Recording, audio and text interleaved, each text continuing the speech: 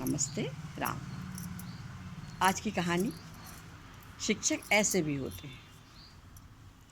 एक रिटायर्ड शिक्षक बाजार की तरफ जा रहे थे। थोड़ा मोटा चश्मा लगाए थे, हाथ में एक छड़ी लिए और धीरे धीरे चले जा रहे थे। अचानक एक बच्चा उनके पास आया। उसने कहा, गुरुजी प्रणाम, आपने मुझे पहचाना? तो उनका, नहीं बेटा, अब तो याद भी नहीं रहता, कुछ समझ में भी दिखाई भी नहीं देता अच्छे से, कौन हो तुम? तो गुरुजी बोले, मैंने आपने मुझे पढ़ाया है। तो बोले, ठीक है बेटा। बोले, क्या कर रहे हो आजकल? तो बोले, मैं शिक्षक हूँ।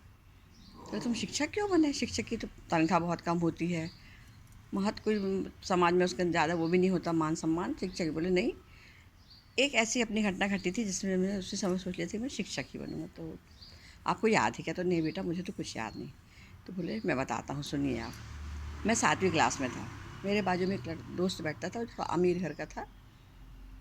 वो उस दिन बहुत महंगी घड़ी पहन कर आया था। मुझे उसकी घड़ी बहुत अच्छी लग रही थी। जब लंच टाइम हुआ, खाना खाने की छुट्टी हुई, तो उसने अपनी घड़ी डेस्क के ऊपर रखी और वो हाथ धोने चला गया। मैंने भी मौका देखा और घड़ी उठाकर अपनी जेब में रख ली।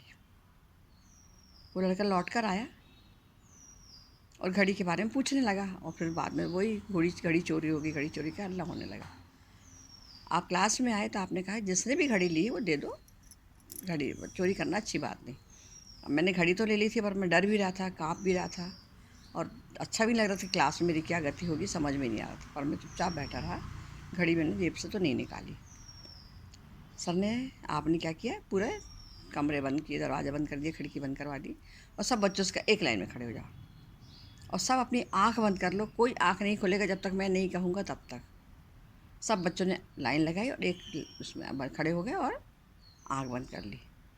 आपने सब बच्चों की जेब चेक करना शुरू किया। अब मुझे फिर लगने लगा कि मुझे शर्मिंदगी उठाना पड़ेगी, डांट पड़ेगी, सो अलग, और घर तक बात पहुँचेगी, वो तो अलग ही बात। आप मेरे पास तक आए, आपने जेब से घड़ी निकाली चुपचाप, सबकी जेब चेक करते हुए गए और आप अपनी टेबल पर चाक खड़े के पास चले गए और वहाँ आपने घड़ी रख दी और सबसे कहा, बेटा आँख खोलो सब लोग। उस बच्चे को घड़ी दी और कहा, अब इस घड़ी को पहनकर स्कूल में मत आना, और जिसने भी ये घड़ी चुराई थी वो अब कभी चोरी नहीं करेगा।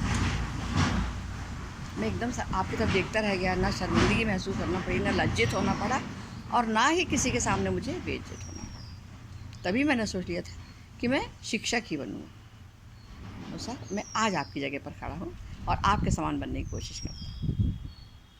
ऐसे होते हैं शिक्षक। नमस्ते राम राम, धन्यवाद।